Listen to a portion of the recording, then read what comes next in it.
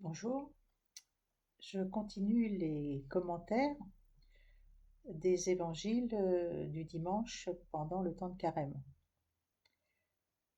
Pour le deuxième dimanche, nous lisons un récit qu'on appelle le récit de la transfiguration de Jésus.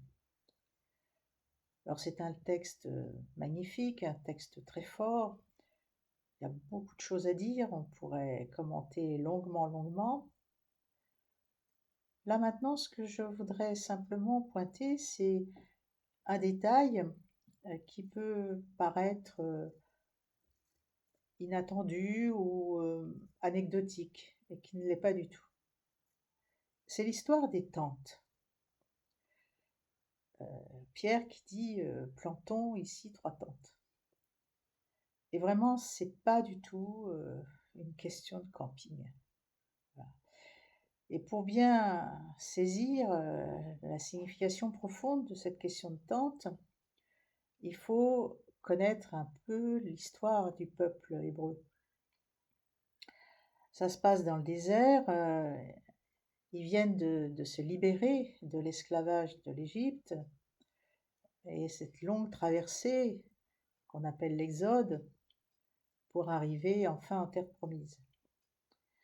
Et pendant tout ce temps de l'Exode, l'Ancien Testament raconte que le peuple montait une tente qu'on montait, qu'on démontait, et qui suivait tout le chemin du peuple. Et cette tente, c'était la tente de la rencontre avec Dieu. Donc moi, il me semble que quand Pierre parle de tente, pétrie de cette foi hébraïque, c'est de cette tente-là dont il parle. Mais il parle de 3 tentes, alors qu'en fait, il n'y en a qu'une de tente. Et c'est, je crois, la réponse qu'il va recevoir quand dans le texte on nous dit il ne vit que Jésus seul. Voilà. Et ce Jésus seul, et cette tente, en fait, c'est une révélation. La révélation que l'unique tente, l'unique tente, c'est Jésus lui-même. Et donc, il y a à écouter ce Jésus, le bien-aimé, et c'est la deuxième révélation de ce récit.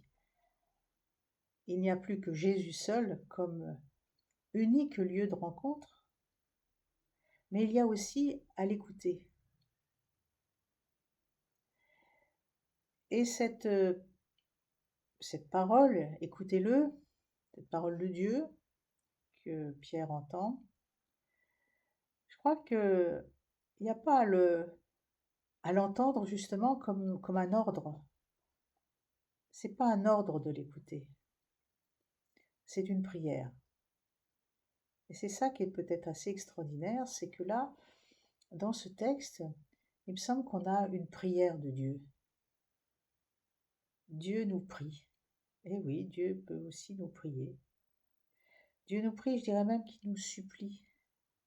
Il nous supplie de l'écouter, d'écouter le bien-aimé.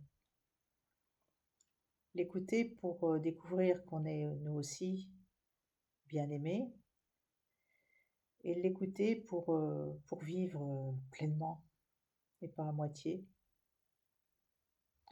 Voilà, c'est la deuxième étape de ce chemin de carême. Il est le bien-aimé, nous sommes bien-aimés avec lui, et que la seule chose à faire, c'est de l'écouter. Bon chemin à vous.